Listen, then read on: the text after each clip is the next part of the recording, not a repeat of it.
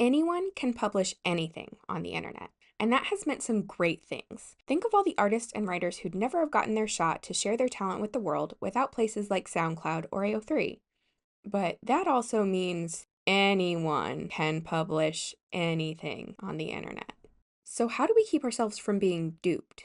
We seek out information because we don't already know it, so we can't always easily judge its accuracy. Instead of knowing if the information is correct, we have to know if the information source is trustworthy. When encountering information, one of the most important things we can ask ourselves is who is behind it?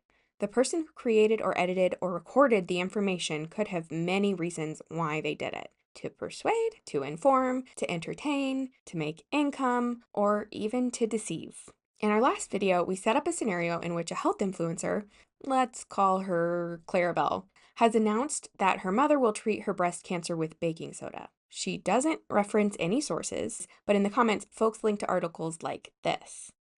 Let's take a look at the source and consider who's behind this information. The post was made by Natural Solutions magazine, but it was sharing a link from livingtraditionally.com.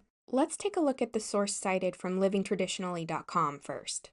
If we head to that URL, we see a page that touts baking soda and lemon extract as an effective cancer fighter, including providing a recipe of how to make a treatment.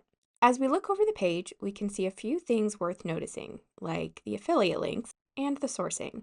But more about that later. For now, let's look at who has been behind this information. The author doesn't introduce themselves or provide any biographic or professional information, but an author, Anya V, is listed. Looking around the website, I can't find anything much about Anya V until I click the Work With Me link, where we get Anya's full name and some information about her beliefs. We get the claim that she's an experienced health coach, but if we use lateral reading to Google what exactly that means, we get nothing close to official results. We get no claims about credentials that would be meaningful in this circumstance.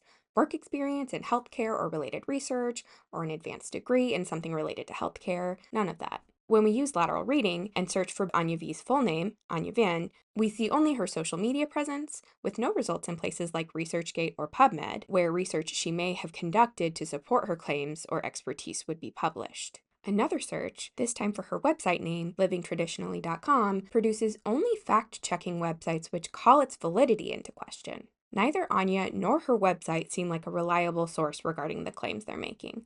What we aren't seeing is things that lend credibility. There is nothing about Anya Vian that makes her credentialed to give advice about how to treat cancer except her own belief that she is. Her website's only web presence outside social media is from fact-checking sites pointing out her fraudulent claims. We don't see other publications sharing news for Natural Solutions magazine, the way we may see a major newspaper pick up a story broken by a cable news station, or even a Wikipedia article telling us more about the publication, like when and where it began to be published and by whom.